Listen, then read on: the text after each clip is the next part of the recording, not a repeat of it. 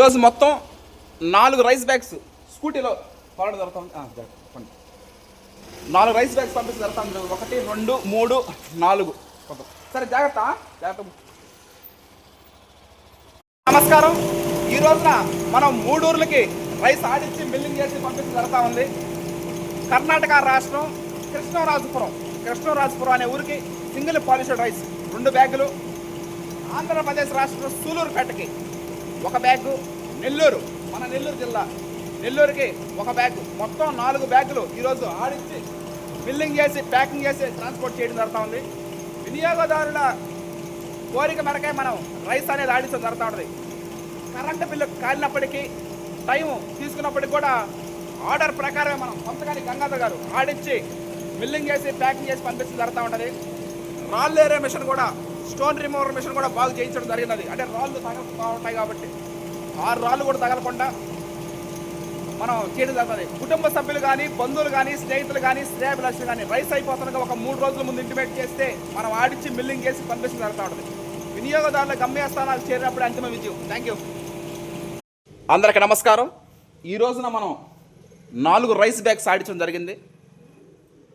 2 కృష్ణరాజపురం, కర్ణాటక రాష్ట్రంలో ఉన్నటువంటి కృష్ణరాజపురంకి single polished rice ఆడించడం జరిగింది. నెక్స్ట్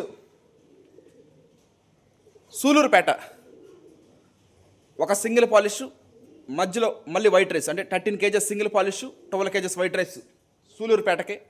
అదేవిధంగా నెల్లూరుకి వైట్ రైస్.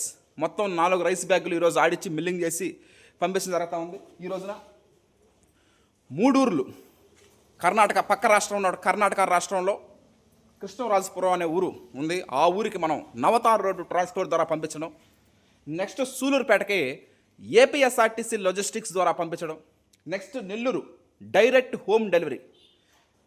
స్కూటీ కూడా మనం కొనడం, ఎందుకంటే 4 బ్యాగులు, ముందు 2 వెనక 2, లేకపోతే ముందు 3 వెనక 1, ఆ విధంగా సునాయాసనంగా వినియోగదారుల గమ్యస్థానాలకి మనం రైస్ అనేది ఆడించి మిల్లింగ్ చేసి ప్యాకింగ్ చేసి పంపించడం జరుగుతూ ఉంది.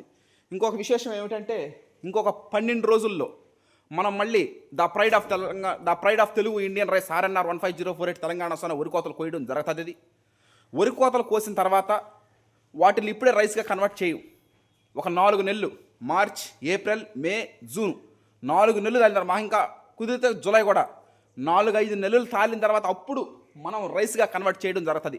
అంతవరకు అవి మగ్గడం జరుగుతుంది. దానికన్నా ముందుగా చేసే ప్రక్రియ ఏంటంటే వాటిని ఎండబెట్టడం, ఆరబెట్టడం, 14% తేమ తీసుకొని రావడం.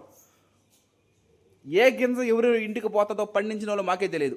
అందువల్ల ప్రతి గింజ ఒక అమూల్యమే, ప్రతి గింజ ఒక ఇంపార్టెంటే.